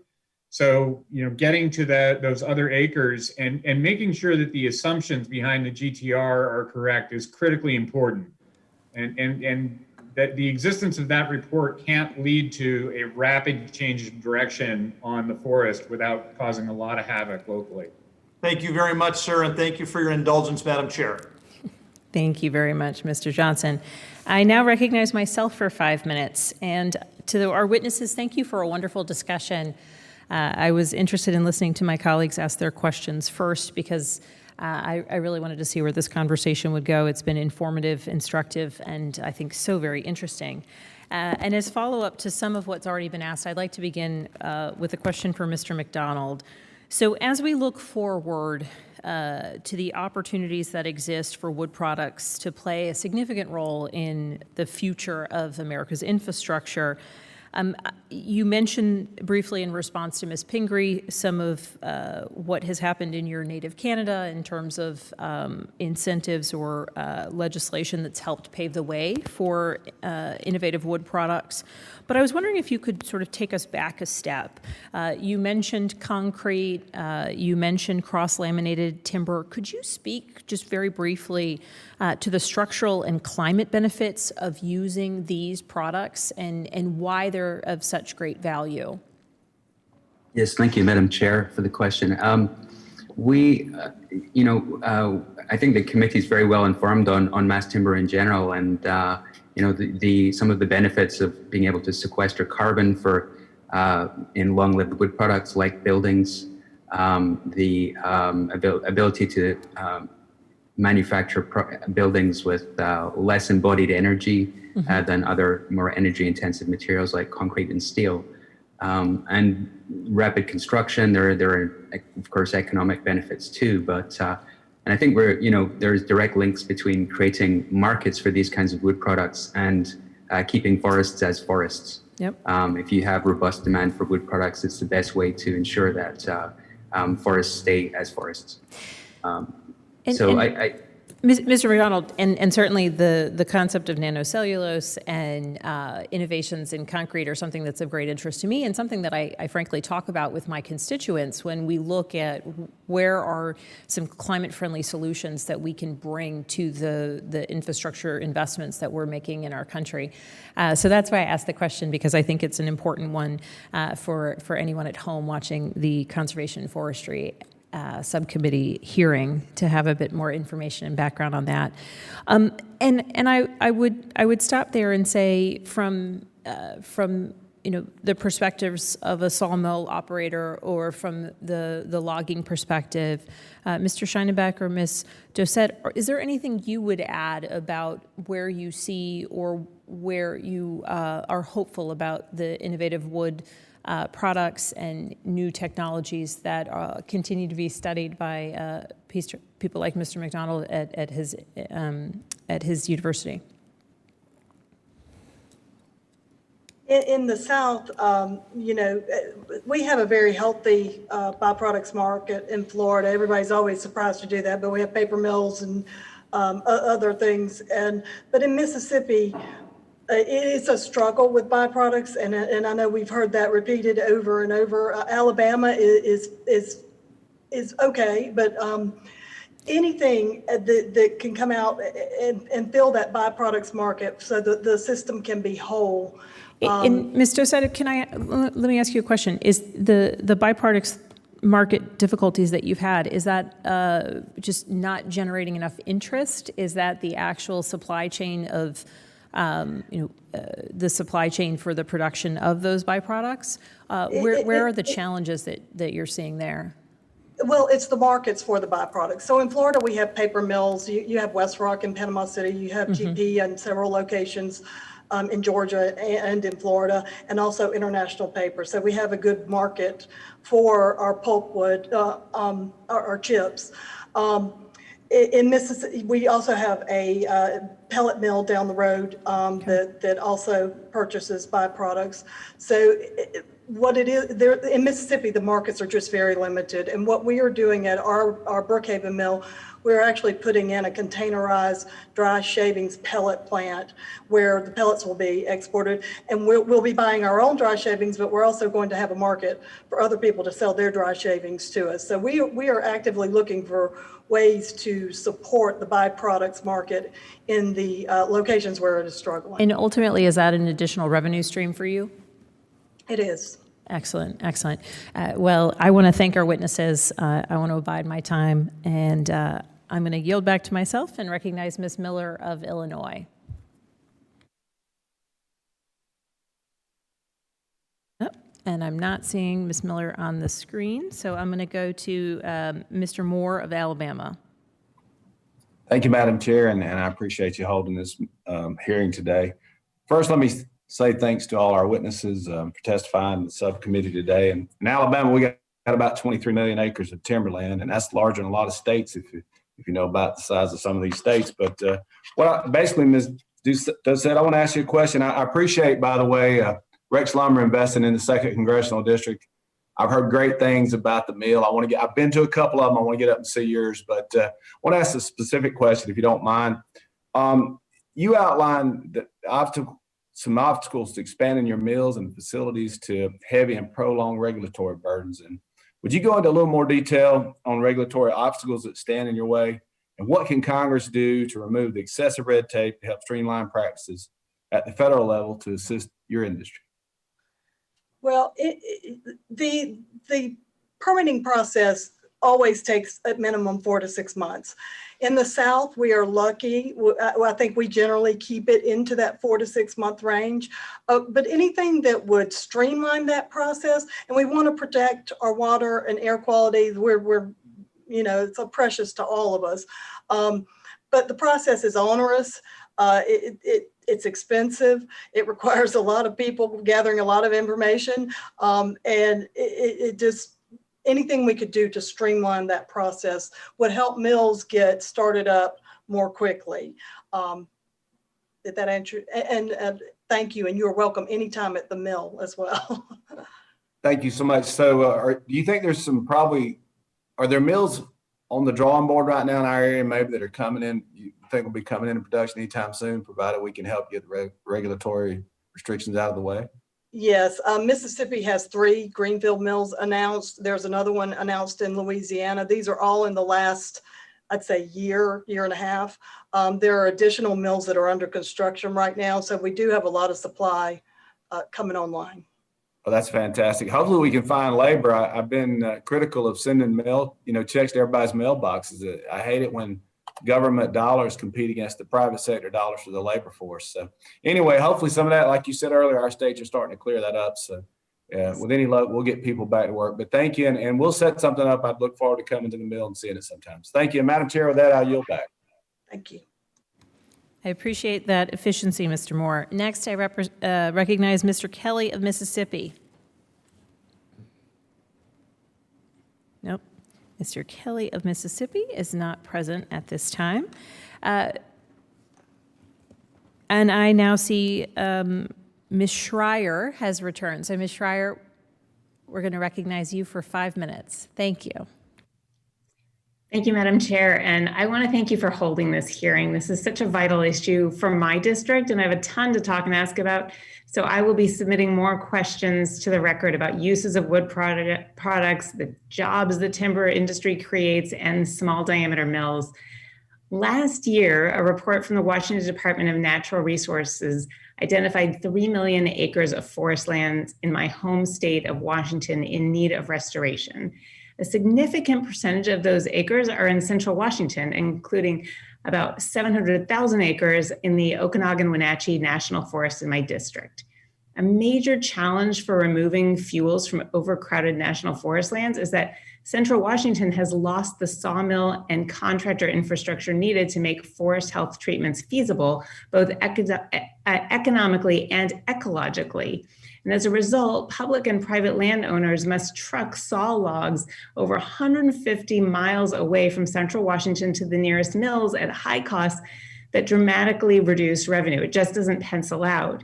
Developing a small diameter sawmill in Chelan County presents a unique opportunity to create family wage jobs, make our forests more resilient to catastrophic wildfire, support the wood products industry, and reduce housing prices. Since approximately 85% of Chelan County is national forest lands, a mill would generate revenue for landowners as well as for the Okanagan-Wenatchee Forest to pay for critical forest restoration needs, including the reduction of fire risk. There is substantial momentum and desire locally and regionally to invest in this work. The effort to bring a sawmill to Central Washington has the support of the community, local, state, and federal government officials, as well as environmental groups. And not only will this effort make forest restoration more cost-effective, but it'll also become profitable, benefiting state, tribal, and private lands that are currently too far from markets to be economically viable. Through active restoration and thinning, we can make our forests more resilient to drought, climate change, and pestilence. In addition, the mechanical thinning makes prescribed burns more effective and renders forests less vulnerable. So I have a question for Ms. Dossett. In your experience, what are the impediments to the development of new lumber mills on or near federal lands, and how can Congress and this committee help overcome those obstacles? Well, we have a very personal story with the national forests. In the South, we have a large majority of private landowners, but when my dad and grandfather sold the mill in Graceville and moved to Bristol, Florida, which is right by the Apalachicola National Forest, we were guaranteed that we would have a supply of timber for the life of the mill. So we're in 2021, that was in 1981. They did not honor that promise. And so we have been struggling with timber out of the Apalachicola National Forest since the late 90s, early 2000. With Hurricane Michael in 2018, our timber base was decimated around the mill. If you look at the path of where Bristol is, it basically wrapped around the mill. It was necessary, it's required that the National Forest step up and sell more timber out of the Apalachicola, which they have, and I'm very grateful for that. But it is the long-term solution for us to bridge the gap in that very rural community, so landowners can get their land cleaned up, replanted, and that's starting to happen as the funds have started flowing out over the last year for cleanup and replanting. So. The impediment is you just can't depend on the supply, I guess, to put it simply. So it sounds like increasing the requirement to harvest could guarantee that supply and make a mill financially viable, make it a sure thing. Okay, thank you. I also wanted to highlight an example from my district of what can be done with wood byproducts. There's a company called Forest Concepts. It's a wood product company based in Auburn, Washington. I had the opportunity to go visit them and learn about some of the innovative ways they use wood products. One example is wood straw, which they can provide in bales, like bales of hay, but this is wood. It's their signature product. And after a fire, this innovative product can be used to prevent landslides and to promote the growth of new vegetation. And support for the wood products industry would be tremendous, both with small diameter mills and also with looking at these kind of unique products that can really help us get over forest fires afterwards. It helps everyone. So I look forward to working with the administration, Forest Service, and my colleagues on this committee to support the wood products industry, and I yield back. Thank you. Thank you very much. I'd like to thank our witnesses for being with us today. Ranking Member LaMalfa and I would each like to ask an additional questions. I think we have at this point recognized all of the other members of the committee, so I'm going to yield to Mr. LaMalfa for his 5 minutes of questions. Thank you again. I appreciate, again, the line of questions. Ms. Schreier's questions are just right up the alley I was looking at, too, for Ms. Dossett. Now, Can we elaborate a little bit more on, we have opportunities to use this forest biomass in not just maybe the typical way of timber, lumber products and paper products, but we're talking about the needs for the facilities to process this, and we're talking about long trucking distances, as Ms. Schreier was saying. The transportation becomes a real impediment as well. So can you elaborate a little bit more on the possibilities of having more smaller mills, or in my area where so much is on fire right now, and we're going to have so much material either left behind from a logging operation, the slash and such, or this salvaged material. We need to be converting this into electrical power. We need to make power plants. How practical would it be to have more smaller power plants spread around so that we're having the zone from which you would truck from be a little more closer, a little more reasonable? I have at least one plant in my district that runs into issues with the proximity towards the material, the forest material that would be used in the plant for making electricity. Could you elaborate a little bit on that? What we need to be focusing on? Can we have more plants, maybe a little smaller in size, to meet a better regional need? Well, in the sawmill, smaller is not better usually. It's usually higher volume drives down your manufacturing costs and allows you to be profitable, hopefully profitable in most scenarios. 2008, 9, 10, and 11 were not a time period where it was a difficult time period.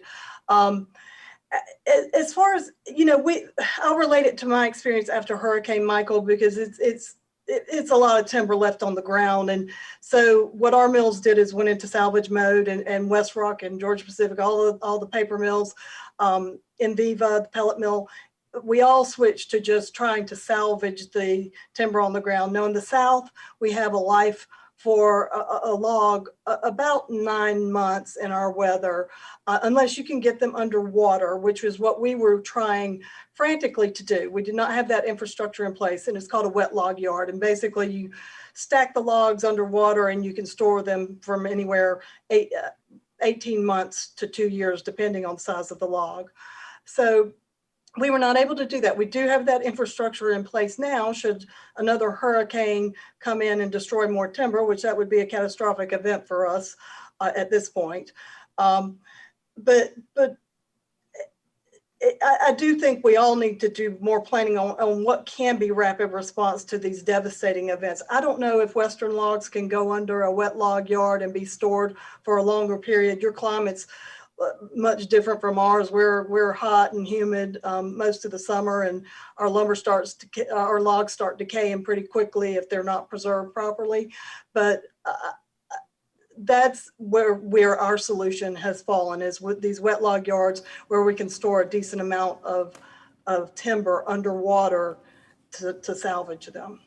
You expressed frustration with the permitting process for any of these milling type facilities, and so do you think we would have a little better luck with a right sized one? You have to have your economies of scale. That makes perfect sense on a size of a mill. But is there a possibility that permitting, licensing, all those things could go easier if we're spreading them out a little bit more and sizing them a little more regionally? Yes, and just the time, if you're going to build something new, it's just the time frame of building something new as well that hinders when you're trying to respond to a serious event. What should Congress be doing to help this? Because we need the facilities, we need somebody. It isn't lack of material, it's not lack of wood product, and it's not lack of, I think, willing people to fall it and haul it. But what do you see? What do we could really put our finger on here? I think if we could focus on the General Services Administration and DOD utilizing mass timber, just anything that utilizes wood in every form, and then some of these other side industries follow. But I think that's what Congress can do is support that idea of really getting mass timber out there in the market. Thank you, Madam Chair. You bet. Thank you very much, Mr. LaMalfa. I now recognize myself for 5 minutes. for additional questions. This conversation, again, has just been fascinating, and I really thank our witnesses for your time here. I think we've heard you all loud and clear, and Ms. Doucette, Mr. McDonald, and I believe our other witnesses spoke to the need to have end users for these technologies. Ms. Doucette, I believe you said it's important to invest in the research, but we do need the end users. So I hear you loud and clear on the references to DoD and GSA in places where we can incentivize or prioritize investments in our own domestic product within the wood product industry. And I believe, Mr. McDonald, you spoke of that and included it in your written testimony as well.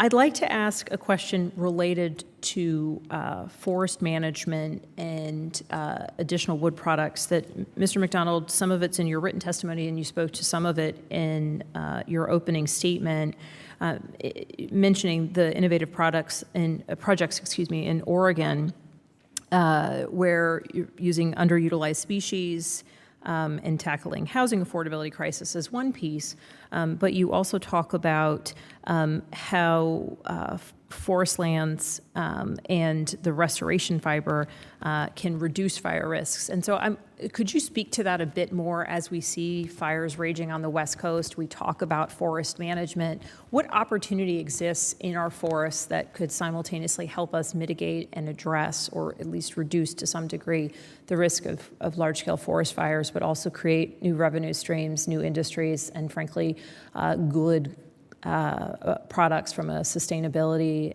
resiliency, and climate change perspective? Thank you for the question. I think putting together a lot of what we've talked about already today, there are enormous opportunities to reduce, to use restoration timber. I think we still need to work on, as I say, the logistics, the economics of getting that to a processing facility. But there's a large project being put together in Oregon right now, and there's a lot of moving pieces, but essentially it's to take restoration fiber and to process that in high volumes and at low unit cost to create kit of parts housing that I kind of alluded to earlier, where we're really driving out the cost of each unit of housing by automation, using automation in the factory that would assemble these modules or these prefabricated systems. So by doing that, we kind of close the loop of reducing fire risk, using this fiber for profitable use, creating jobs in rural communities, in the mass timber facilities and the sawmills, and also creating urban jobs in prefabrication factory and designers and architects as well. So. Thank you very much. Mr. Embergomo, you had mentioned in your statement the differences, I believe it was, between the utilization of post-disaster materials as a result of hurricanes and natural disasters in the South versus what we're seeing in areas ravaged by forest fires. Could you speak to that a bit more, and where there's areas of opportunity that we could potentially be seizing on?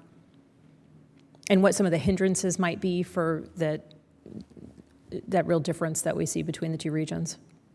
Sure. Yeah. I mean, as Caroline said, in the humid and warm South, logs don't last very long. We saw some of my member companies in the Central Rockies were conducting salvage operations 3 or 4 or even 5 years after we'd seen mortality from pine beetles. In arid climates, the wood doesn't decay quite as fast. Fire salvage, it kind of depends on where you are. The ability to capture value can extend for up to 2, maybe 3 years. The thing about salvage is that it's, again, I believe we need to do more of it.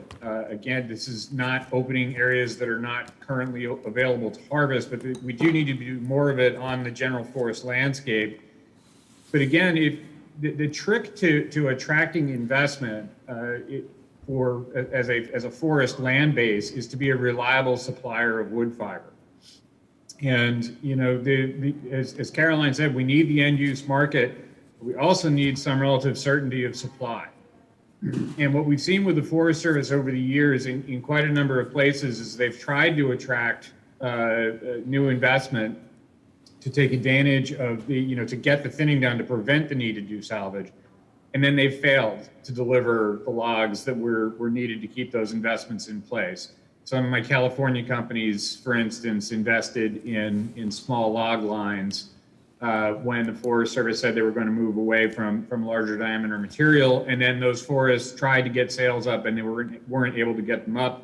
And those investments, which were substantial, wound up being just stranded assets and they had to be closed and broken up. So reliably providing a fiber supply from the general forest landscape is what's going to enable you to do the thinning, reduce the fire danger, and have the mill capacity there to get the salvage done while the wood is still viable. Thank you very much. Before we adjourn today, I would like to invite the ranking member to share any closing comments that he may have. Well, thank you again, Madam Chairman, for the hearing and for this opportunity to talk about something that's been a bit of a mystery for people on lumber, wood supply, and how that ties into forest management and the fire season that we can't ignore either. I think as far as solutions here, there's a lot of people on this panel that could be very helpful for us long term and in the industry to help us point in the right direction. We really just have to focus on getting out of our own tracks and having an atmosphere where the type of harvest we need, the type of processing, a streamlined process to get these products to be produced domestically, whatever it takes. And I'm so focused, in our western states in California where I'm from, that the overload of wood inventory we have to accelerate rapidly if we don't want to have this the fire situation we have year after year. And so everything has to be on the table. We have to have a permit process that gets a lot more salvage wood out a lot sooner, so we can recover the value of that. And the green harvest. And we're not talking about clear cutting every tree, and that's the fear that is often struck in media or in the environmental world there. That's not what we're after. It's not about big timber and big profit and all that. There's a responsible way to manage these lands that does take timber, but it leaves it behind too, leaves good habitat behind. We have to have everything on the table as far as the private sector helping with our federal lands, and even things on the table like being able to export more, whether it's a finished product or saw logs. We have a lot of catching up to do. So if we're ever going to catch up, we have to have open mind on how all these things can be part of the solution. And so I look forward to this conversation going forward, and again, appreciate Madam Chair's partnership on this, and I yield back. Thank you very much, Mr. LaMalfa. I would like to thank our witnesses for their testimony today. It's been incredibly helpful to hear firsthand how you all have managed the challenges of the past year, how you view the challenges of the past year and a half, and how you view the future and potential areas for us to increase our resiliency, assist the industry, and ensure that it can thrive long term. I think the conversation has moved to various different topics throughout the questions. Certainly the challenges that we see with perhaps insufficient number of sawmills, some of the challenges that sawmill operators have faced. Ms. Doucette, when you mentioned the 36 closures of sawmills across the South, that's certainly something that I have heard about from members of the Virginia Loggers Association, the challenges that creates for the larger supply chain.